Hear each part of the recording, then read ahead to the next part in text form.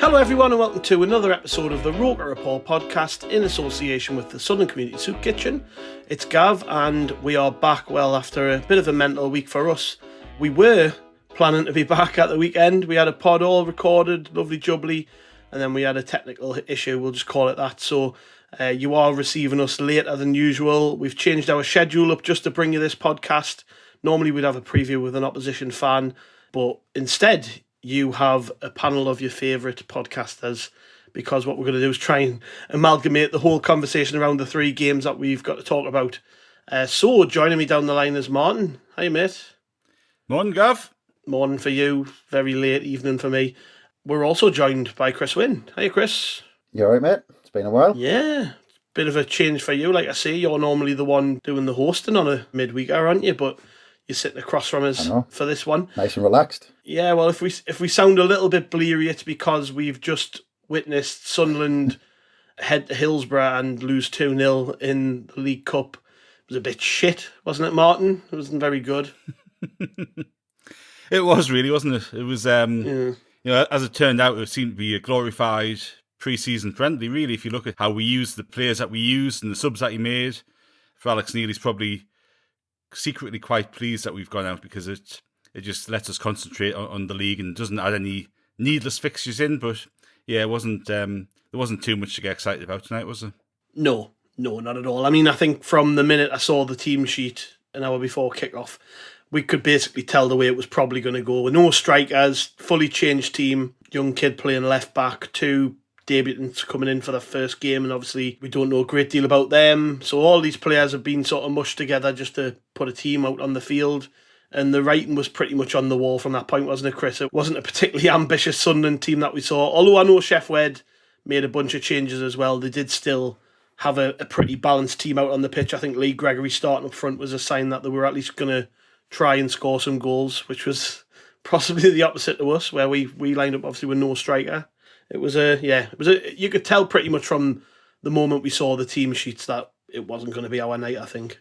Well, actually, I mean, on the team selection, I know there was a lot of rotation, but I think Don Goodman actually made that point in the commentary as well on Sky, that if you look at the side we put out, there was quite a bit of experience in that side. I mean, if you look, although Winchester's not a natural, defender, and he was playing in a back three. I mean, Bailey Wright or Lise at the back, he's got a lot of potential. We've bought him to play first team football.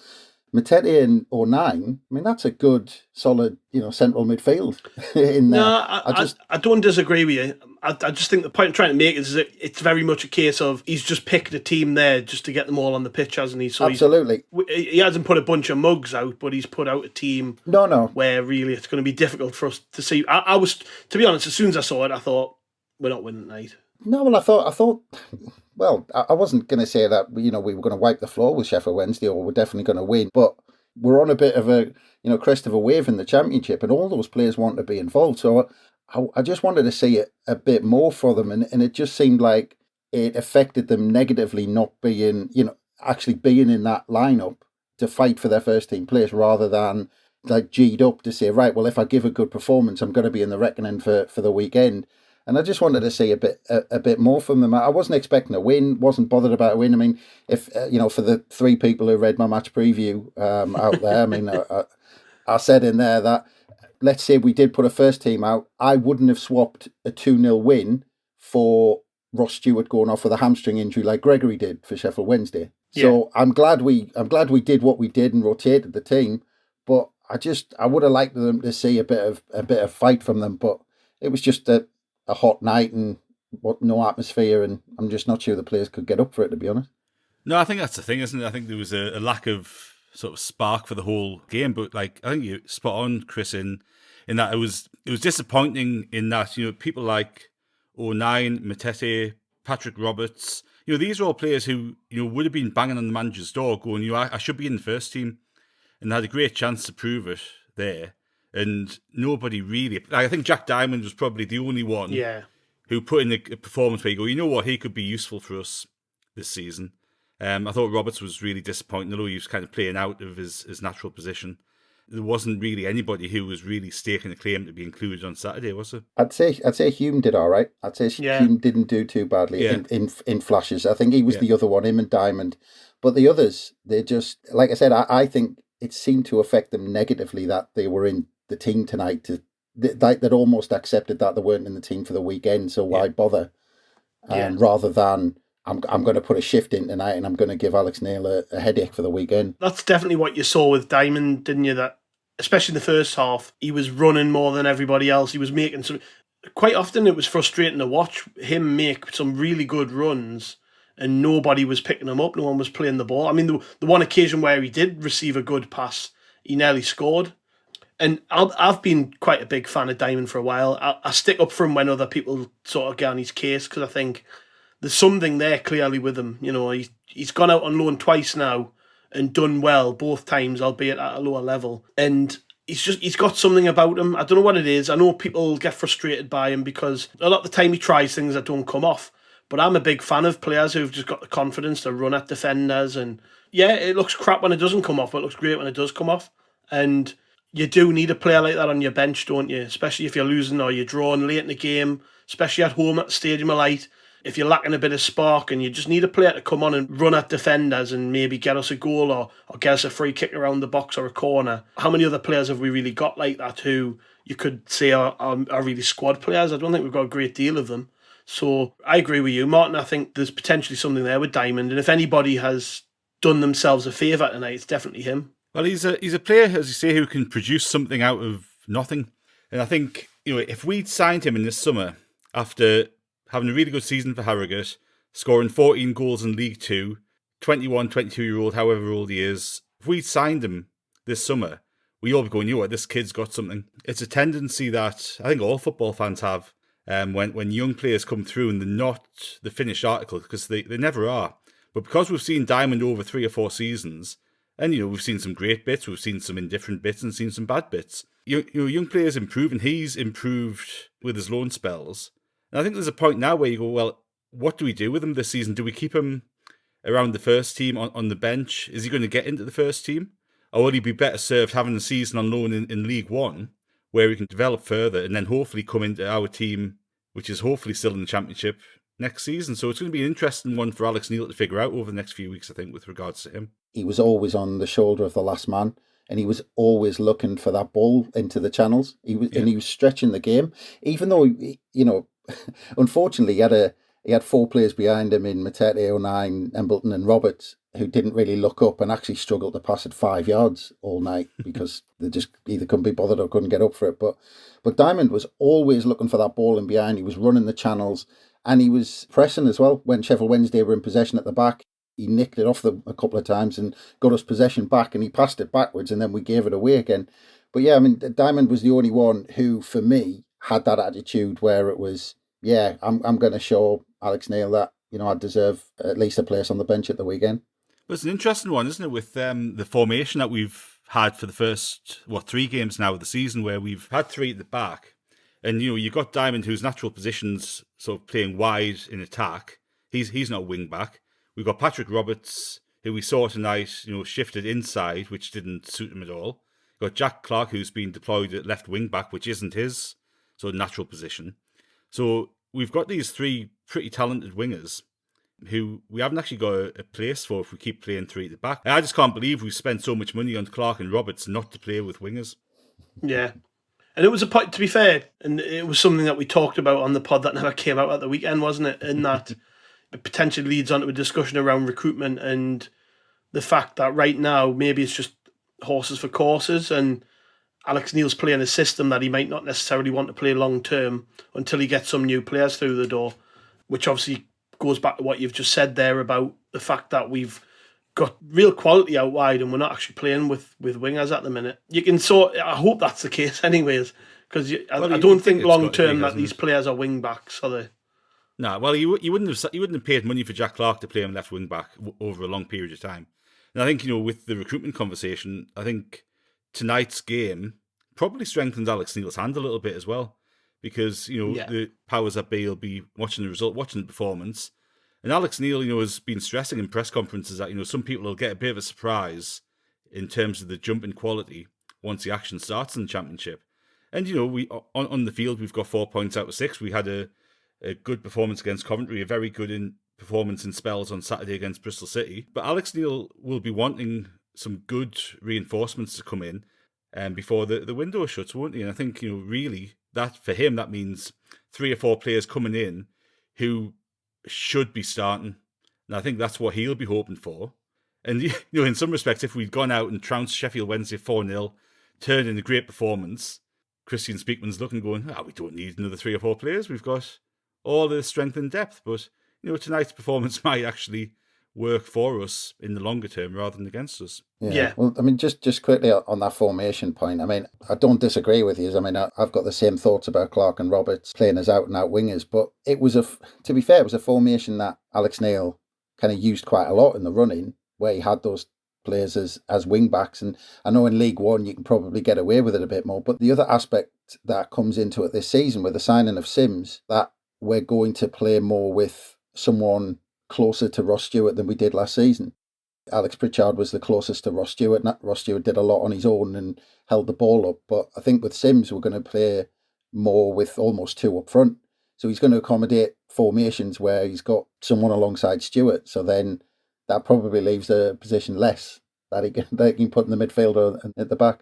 It does, doesn't it? And I think, you know, Alex Neil had said in midweek with Simms, you know, you got somebody who can play alongside Stewart, come off the bench and offer something, or can replace him if he's injured. So he's versatile in that respect in regards to how we can use him.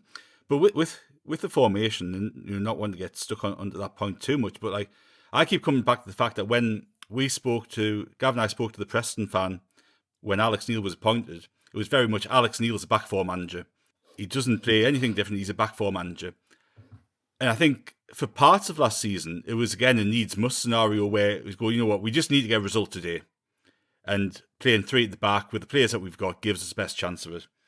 I keep coming back to the fact that when the pressure was on in the playoffs, when it was a must-win scenario, we went to a back four for the 3 games in the playoffs.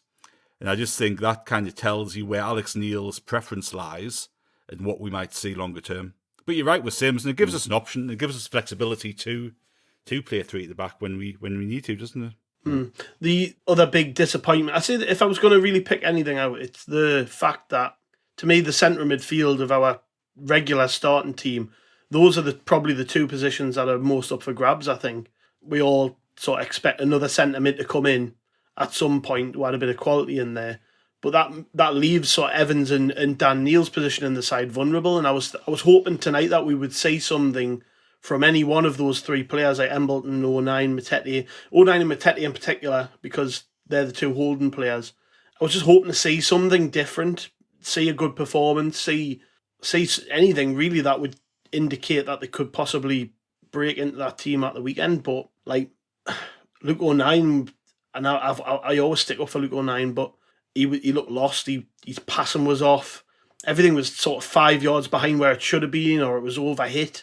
Everything was rash. He was trying to play first-time passes when it would have been more sensible to hold on to it. And then Matete was just not in the game. And I really want to see him kick on, and it's going to be tough because if he doesn't break into the team, he isn't going to get a run of games. He needs to, you know, when he gets these up, he's probably the one player out of that group today, other than maybe Diamond, and you could argue Roberts, where I think he really needed to show what he was worth tonight, because he would have, a really good Matete performance tonight would have put him in the team at the weekend, in my opinion. And we haven't seen it, and I'm a little bit disappointed in that regard. But I wonder as well, though, how that all feeds into. So obviously we talked about the starting 11. We talked about how that team selection immediately probably cast doubt in the minds of the players that the manager even cares particularly about the fixture, even before the ball's being kicked. But on top of that, you know, you're into the game, it's 0-0, and then their centre mid absolutely wallops one top corner. So any enthusiasm that they possibly had for the game, for doing anything, was likely sucked right out of them with that goal, because it was like, what do you do about that? And that's sort of how I felt about the performance. I don't know about you, Chris. Like, that was obviously a seminal moment in the game, wasn't it, that goal? It was. I mean, it was an absolute corker, but there was nothing really in it, because I think before that, Wednesday had just looked half decent because we were so bad, but they were pretty well, average at best. I think they were actually poor until they got that first goal. But you're completely right about that central midfield, and that's why I mentioned it first off. I mean, that central midfield for me, Embleton, O'Nien, and Matete behind him. I mean, that's a fairly strong midfield. I think we went into the game with. But like you said, none of them were up for it. None of them were challenging. And I slightly disagree with you in a sense with bringing somebody in midfield. I do think we need somebody, and we need somebody of quality to go in that centre midfield. But I think the problem is the amount of numbers we've got in the middle of the park. I think someone might need to leave before we bring another one in. Because if you think about pure numbers, there was 3 in there tonight. There was a different 3 at the weekend, so there's 6 for those positions. You've got Winchester who could go into the middle of the park if you want, so there's 7. I mean, are we going to add an 8th to central midfielder who can play in there? I mean, I'd like us to add the quality, but just in pure numbers, can we add another one in there? I think we'll see a few players leave towards the end of August if we bring people in. And I think you kind of look at the midfield options that you talked about there, Chris. I think like Winchester's a prime candidate for leaving at the end of the window. I wouldn't be surprised if we cashed in on him. Although when we Gav and I spoke to Nick Barnes on Sunday, Nick was just talking about Winchester off the field, wasn't he, Gavin? How important he kind of is around there, and he is on the verge of the first team. So whether that transpires or not, I don't know. I think Matete, on tonight's performance, like Matete did more in the last 3 minutes than he did all game. He had a really nice run. Then he got on the ball, started knocking the ball around. He kind of condensed a 90-minute performance in the last 3, which was disappointing. But you kind of saw a glimpse of him there. But he's a young lad. He's got tons of potential. Does he need a loan? In terms of like his development. Well, yeah, I was going to bring that up when I could speak next. Yeah, I think he's the one who leaves. I think when you look at when you look at his sort of experience before he came to Sunderland, if the case is that we're going to sign a centre mid, when Alex Neil's talking about bringing 4 or 5 players in, one of them's got to be a centre mid. Yeah. So if we're bringing in another centre midfield player, I think someone will leave, but I think it might. Yeah. The logical one would probably be Matete. This is the thing with the sort of transfer policy that we've got, right? And this is what we'll kind of all need to get used to a bit, because we're signing players who are 19, 20, 21, 22 to develop them with the intention of them either becoming good first-team players for us or us making money from their transfer. And that development can take a number of forms, right? We can give them experience in our first team to develop them. We can get them in on our books and loan them out as we have done with Jack Diamond last season. And, Matete could be that player this season where he has a season in League One, playing regularly, and next season he comes back and he's got a shout for the first team. But you can't just base his future for this season off tonight's showing. But like you wouldn't say he was going to be a first team regular anytime soon for us in the Championship, would you? So it's going to be interesting. Yeah. I think like if you look at like Corey Evans, injury prone, Dan Neil, unproven, and he burned out last season. So we are going to need somebody to come into that position. Yeah, and just quickly on O'Nien, because I rate O'Nien as a footballer. I think he's good with the ball at his feet.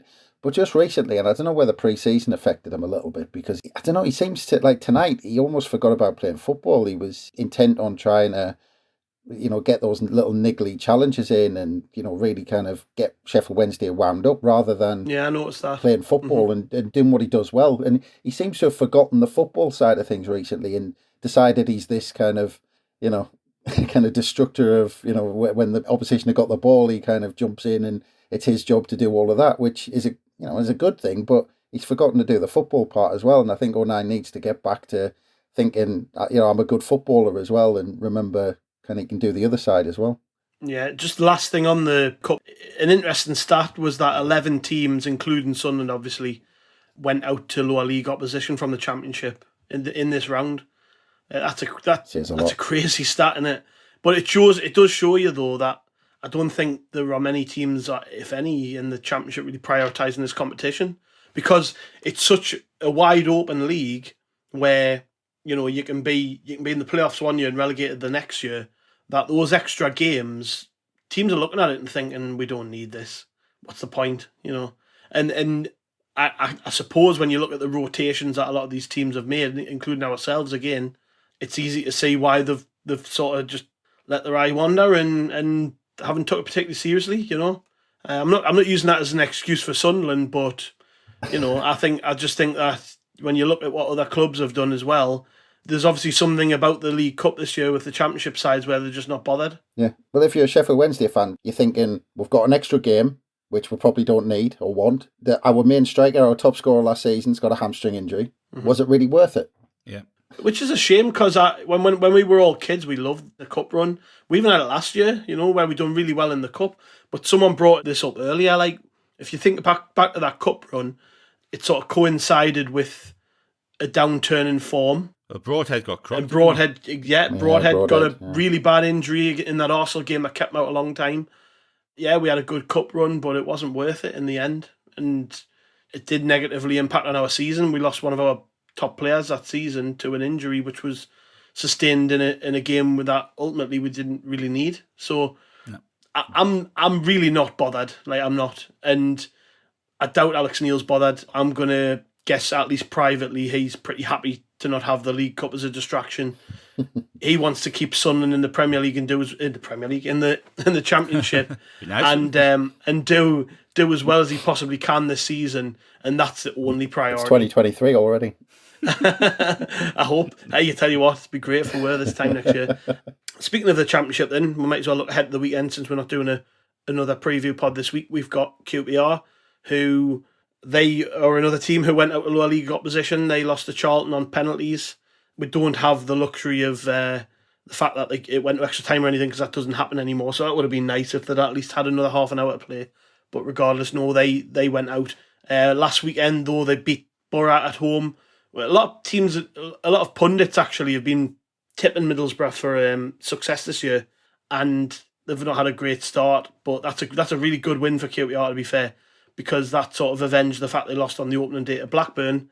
So they've had a decent enough start, I guess. I mean, that win against Borough puts them in good stead before facing us, doesn't it, Martin? We've got a difficult task ahead, I suppose. But to be fair, every team in this league's going to give you a hard game, aren't they? If you catch them on that day. No, that's right. And I think I watched the highlights from the game against Borough, and they looked really impressive for the opening spell of the game. I think they went 3-0 up. Willock scored an absolute worldie. But then second half, Borough came back. They scored two. I think McNair had a goal disallowed for offside that would have equalised the game. So, there's obviously a bit of vulnerability there at the back. And again, I think it's a great test for us. We saw our game against Coventry, where we had some spells of domination, but we were a bit vulnerable on the break to them. And they obviously scored a nice goal to equalise. Good performance against Bristol in patches. And again, it's nice to be back at home, and I'm just interested and intrigued to see how we actually handle the game, because you've got that spell of promoted teams normally start the season with a bit of sort of confidence in the step. They've got the momentum from the end of the previous season, haven't they? So it'll be interesting over the next few weeks to see how we actually continue that, if we continue it. But coming off an away win, coming off 4 points out the first 6, you'd hope that optimism was pretty high within the squad despite the cup result. Yeah. You mentioned Willock's goal last weekend, Martin. He's apparently injured for this game, so that's a bit of a boost for us. It would be, wouldn't it? Yeah.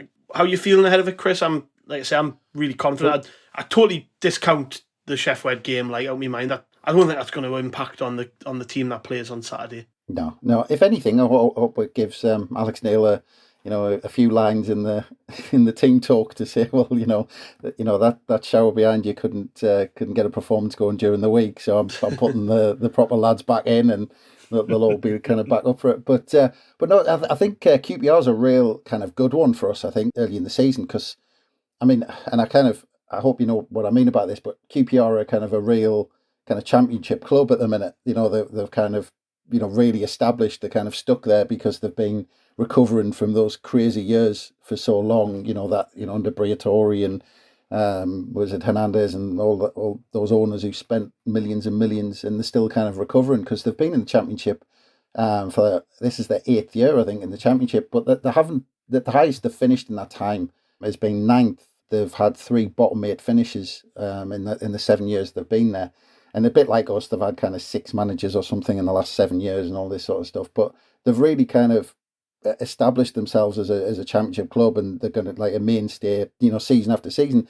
And they're in a bit of a transition period because they finished 11th last season, which was a it was a kind of a good season really for QPR. At January, they were looking like they were going to push for the playoffs, and they were hanging around the playoffs. And then they had a really kind of iffy run-in, and then they had the whole episode with Mark Warburton where they just simply just didn't offer him a contract, and he kept coming out in interviews and press conferences saying, "Well, I've been offered nothing, so I assume I'm leaving." And then he left, and I think a lot of people were surprised about it. And then a lot of people were surprised about Michael Beale, who they picked to take over, who was Gerrard's assistant at Rangers and Villa, and he's only 41, and it's his first managerial appointment. So it's going to be interesting to see how QPR do this season, because their recruitment in the summer, they haven't been able to get that much done. Although I think Tyler Roberts is probably the big one. Jake Clark-Salter as well, who we're familiar with, but I'm not sure he's quite as going to have as much impact as Tyler Roberts. Yeah. I think he's injured well? Apparently. Yeah, he's injured. So well, and also he was always suspended for us, wasn't he? Also, they've signed a left back to be first choice this summer, and he's one of the players who picked an injury up at the weekend. So some shifting about in defence, to be fair, for QPR. They've also got Jimmy Dunn, who is known to our fans. So just a couple of familiar faces. I'll be honest, I don't know a great deal about them. You're right, though. They seem to have been down here for ages now without really going anywhere. But these are the games, if we're going to have a solid season, these are the games where at home I think you want to be picking up points, winning games against.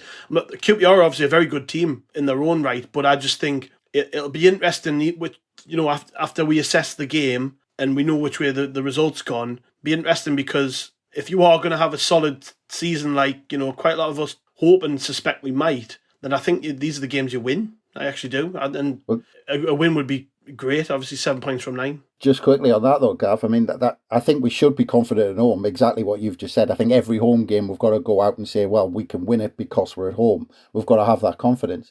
But on the other hand, I mean, we've still got to say, we've just come up, and in terms of expectation, we're playing a side who had the 7th best away record in the Championship last season. So, I mean, these type of games, although the mid-table, let's go out and try and win it. Yes, I think we should have that attitude. But at the same time, it's not going to be a walk in the park. They're a decent side, and they had a good record away from home last year. Yeah. I think there is a little bit of a danger, isn't there, about, we've had a nice opening day draw, got an away win, and everyone thinks, this is going to be a piece of piss. We're going to just turn over everybody at home and roll through the league, and it's not going to be like that. And I think, we need to pick up as many points as possible. Getting as many points as possible on the board now is going to be really important, because we're going to go through a dip at some point. And, if we win on Saturday, brilliant. A draw isn't the worst result after the away win. And if we get beat, it's not going to determine anything at this point of the season. So, again, I think it's going to be a really interesting game in terms of giving us a marker for where we are at as a team. And, I think expectation and reality doesn't normally go hand in hand with being a football supporter. But, I think we do have to keep a modicum of reality in how we're looking at games, because, it's not going to be easy.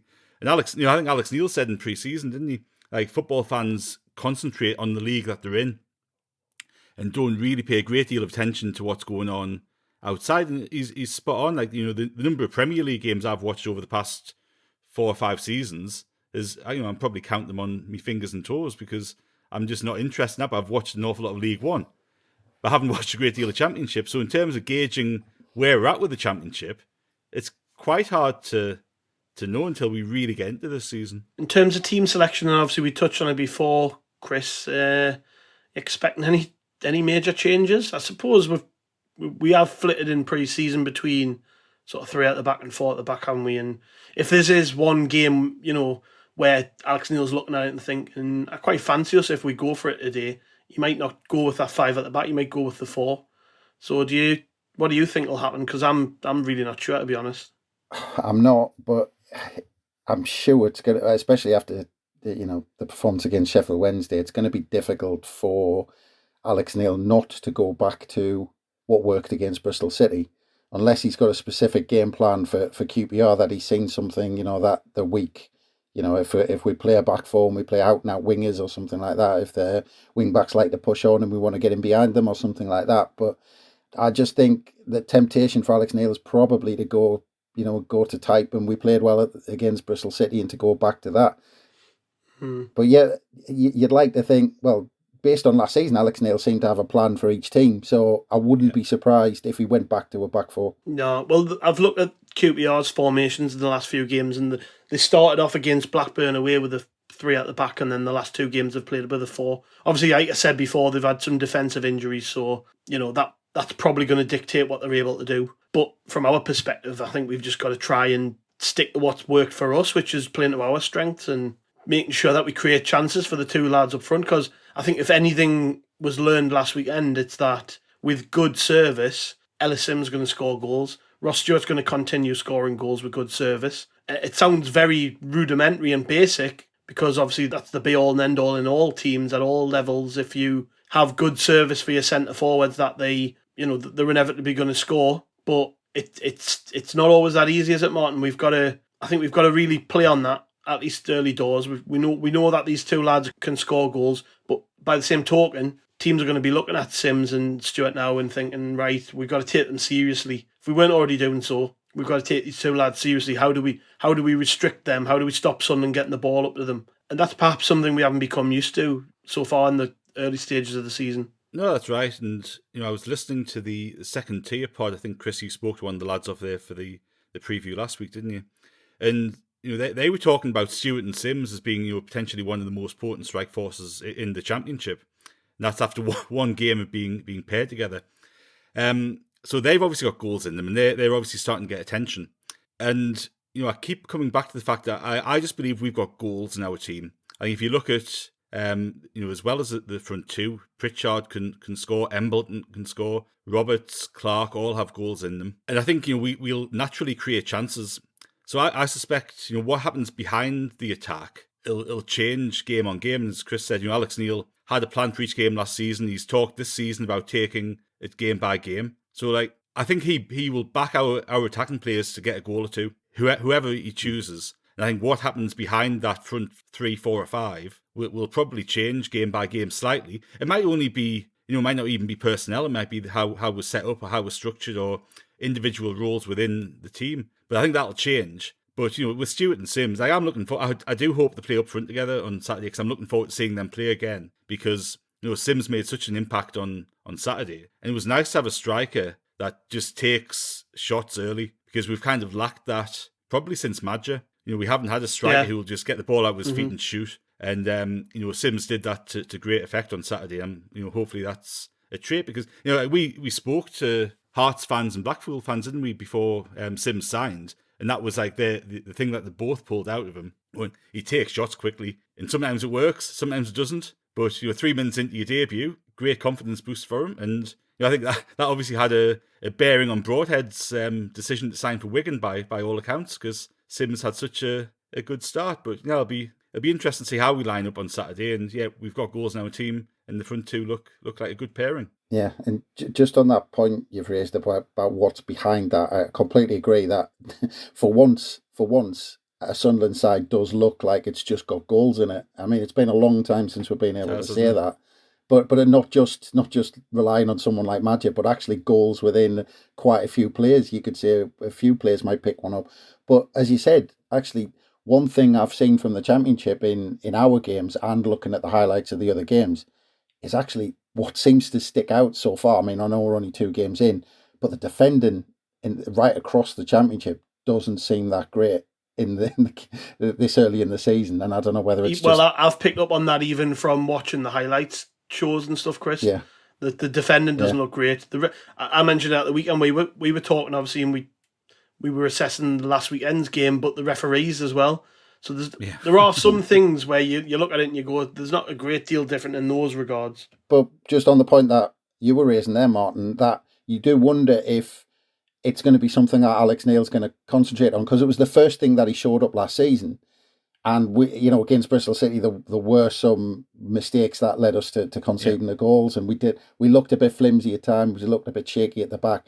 So you do wonder if there's going to be a few tactical changes to shore up what's going on at the back and make us a little bit tighter, because if we do that, that could be the difference between us and a lot of sides from that bottom half looking upwards, because it seems like it's not something that's particularly strong in the Championship as a whole. And it's not necessarily like defensive play within the back three or back five or back four, is it? It's how the midfield protects the defence as well, and how we actually move across, and that unit behind the forwards works together. So, we might see a change that is designed to strengthen our defence, but it actually doesn't come in defence. It comes in centre midfield, or it comes out wide, or wherever. What's your gut feeling telling you, Chris, about the game then? If you were putting down the marker now? Honestly, I'm thinking of 1-1 at the weekend. Yeah. I think QPR are a strong side away, especially away from home, and I think I'm thinking of 1-1 draw. Martin? I wouldn't be surprised if it was a draw. I think there'll probably be more goals in it. So if I was going to go for a draw, I'd go for a 2-2. But hopefully we can make a couple of defensive changes and see out a 2-1. That's my optimistic prediction. I think we'll win. I genuinely do. I don't know whether it's just that early season optimism or whatever, but the Sheffield Wednesday performance hasn't dampened my spirits at all, because not one of those players who played last weekend featured, and it has no bearing on Saturday's game, and we've got momentum still. Although we lost on Wednesday night, it was a cup game that really nobody cared about. I think the momentum that we've carried forward from League One and getting promoted into the new season's been really promising. It doesn't mean that the rest of the season is going to be plain sailing, but I think early doors at least, especially with Simms getting 2 on his debut, he's going to be high as a kite. Stewart's off the mark. Pritchard was fantastic down at Bristol, got 2 great assists. All of those players took the shine off Jack Clark, who probably had his best son in the game. So it's fantastic. There's a lot of positives to be taken. Yeah, we know we've got to be better defensively. We're conceding too many goals, too many daft mistakes. Centre of the park, we're not really dominating games. The right side of the pitch, I'm still not convinced about Gooch. But, the team, it's working, it's functional, we're creating chances, we're scoring goals. So I think we'll win. I genuinely do. But I would take a point. I think any point in the Championship's a good point when you're just coming up from League One. And I think Alex Neil knows that. And I think that what's been quite promising from the fan base is that I think the fans have actually sort of accepted that. Whether they'll still accept that 10 games down the line if we're losing a bit more and stuff, I don't know. But you could tell sort of by the reaction after the Coventry game, couldn't you, that people were, although we'd lost the lead late in the game, people were still like, it's a point, it's not a bad point. Yeah. So, I think providing we just give a good account of ourselves, that'll be fine. Even if we lose them, we've played really well and scored goals and got beat. I think people will still come away and think, well, we did all right there. So, I'm pretty confident still. Even though I'm tired and really warm, people will know, listen back to Wednesday night, Jesus, how hot is it? And I'm actually melting into my chair. So we're going to leave it there, I think. Thanks, Martin. Cheers for joining us again. Cheers, Gav. And cheers, Chris. Thank you very much. We've gave Cheers, you Gav.